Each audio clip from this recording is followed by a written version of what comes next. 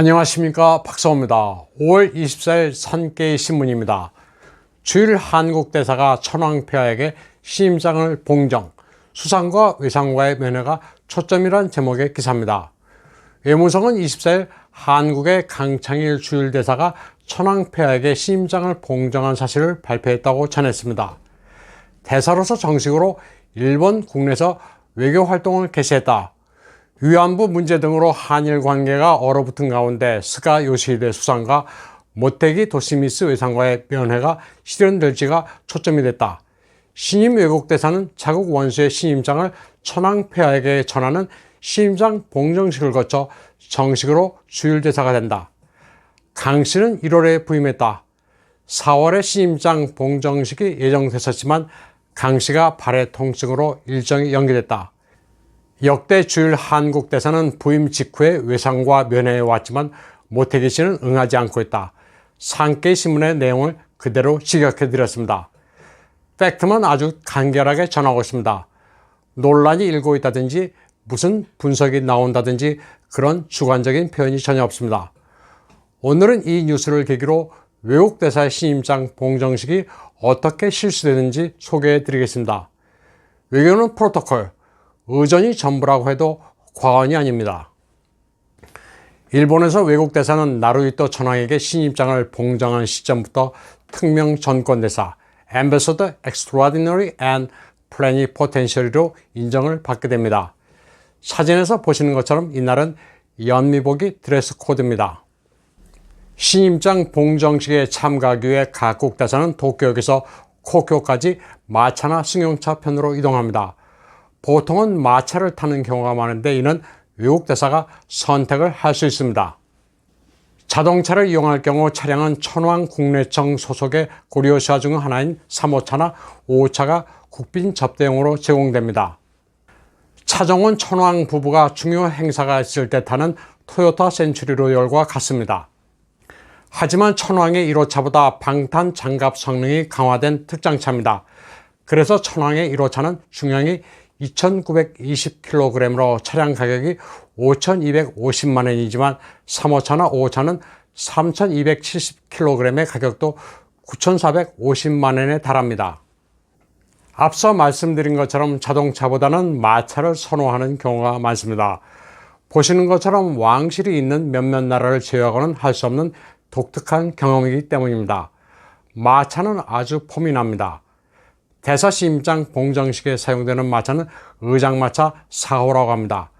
국내청 차막과 주마반이 운행을 담당합니다. 주마반에서 말의 사육과 길들이기 그리고 옛날식 마술 같은 전통 문화를 계승하고 있습니다. 마차는 다이쇼 2년에 제작된 것으로 100년이 넘은 것입니다. 전통 공예 기술을 보유한 전문가가 수리를 하고 있습니다. 1년에 10여 차례 신임장 봉정식이 이루어지기 때문에 언제라도 사용할 수 있도록 만반의 준비를 갖추고 있습니다. 의장마차 4호는 2, 3호와 같습니다. 보시는 것처럼 지붕이 접이식입니다. 열 수도 있고 차양을 칠 수도 있습니다. 타이어는 바람이 들어가지 않는 솔리드 타이어 형태인데 생각외로 승차감이 괜찮다고 합니다. 내장도 나름 훌륭합니다. 의자에 쿠션도 있어 안락하다고 합니다. 마차를 끄는 말은 황실 전용 목장에서 태어난 클리블랜드 베이 종으로 근력이 좋고 자태가 수려합니다. 이 말들은 20세가 넘으면 은퇴해 황실 목장에서 조용하고 편안한 여생을 보내게 됩니다. 마차를 이용한 대사들의 신임장 봉정식은 차량을 이용한 것과 의전과 코스가 동일합니다. 신임 대사 봉정식 차량 행렬은 도쿄역 규빈 현관에서 출발해 코쿄 앞 광장, 코쿄 정문을 지나 궁전으로 향하는 코스입니다. 행사를 마치고 돌아갈 때도 같은 코스입니다. 도쿄역에서 역장이 규빈 현관에 나와 대사를 기다립니다. 대사가 역에 도착할 때 그의 관용차에는 국기가 개양되지 않습니다. 신임장 봉정 이전에는 정식 대사가 아니기 때문입니다. 대사는 도쿄역의 귀빈실에서 일단 기다립니다. 그리고 코쿄의 사카시다몬에서 대사를 영접할 토요타 센츄리 로열 고려샤가 도쿄역으로 대사를 맞이하러 출발합니다. 고려샤의 운전은 국내청의 차막과 자동차반의 기사가 담당합니다. 사막과는 마차를 모는 마부와 전속 자동차 드라이버가 소속된 부서입니다. 고려사에는 번호판이 따로 없습니다. 일본 황실의 문양인 황급빛 국화 표식만 붙어 있습니다. 차량 전면과 후면이 같습니다. 대사 차량을 에스코트하는 사이드카는 황궁 경찰 가운데 천황 부부의 경호를 담당하는 호위 제1과의 황궁 호위관이 담당합니다. 에스코트는 경시청과 협조하에 이루어지는데 혼다 GL 1800 모델인 검은색 사이드카가 황궁 경찰 소속이고 흰색 혼다 GL 1500 모델이 경시청 소속입니다. 이어 고려시에는 대사와 함께 국내청의 의전실 직원이 탑승합니다. 먼저 대사를 태운 고려샤가 출발하면 그 뒤로 사이드카와 참사관 등 대사의 수행원이 탄 차량이 따라갑니다. 물론 에스코트 선두에는 경시청의 경찰차가 있습니다. 이렇게 출발한 에스코트 행렬은 코쿄의 바깥 정원에 진입합니다. 화면을 보면 토요타 센츄리 로열 고려샤가 얼마나 큰지 알 수 있습니다. 전장이 6.15m, 전폭이 2m 5cm, 전고가 1.78m입니다. 보통 풀사이즈 세단의 길이가 5m니 상당히 큽니다. 8인승이라고 하는데 아주 위풍당당합니다. 코쿄 바깥 정원을 통과한 뒤 정문의 돌다리를 건너게 됩니다. 이렇게 코쿄에 도착하면 궁전 남쪽에서 의전부정이 대사를 영접합니다. 신임장 봉정식은 대체로 10분쯤 걸립니다. 봉정식이 끝나면 대사는 다시 고려샤를 타고 도쿄역으로 향하게 됩니다. 도쿄역으로 돌아가는 과정에서 교차로에서는 신호를 조작하고 일반 차량을 통제합니다. 대사를 태우고 왕복하는 동안에 고려샤는 중앙선도 주행할 수 있고 신호등에 구애받지 않습니다.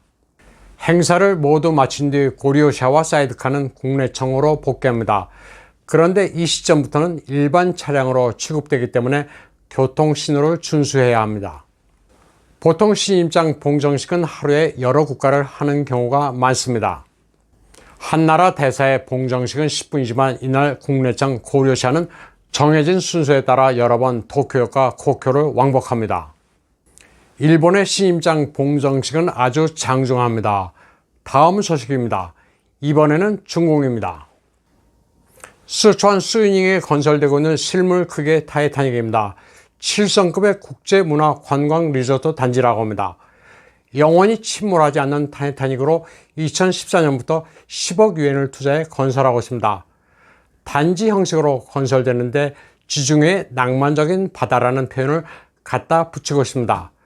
건설 현장에는 중국몽, 문명도시 건설 같은 구호가 적혀 있습니다. 대규모 위락단지로 지어지고 있습니다. 깎아낸 절벽에는 온갖 해양 동물 모양의 장식물들이 덕지덕지 붙어 있습니다. 조감도는 낭만 지중해 7성 국제 문화 여유 리조트 단지라고 적혀 있습니다. 지중해를 표방한다면서도 여기에 타이타닉이 실제 출항했던 영국의 사우샘프턴 구두도 재현할 계획이라고 합니다.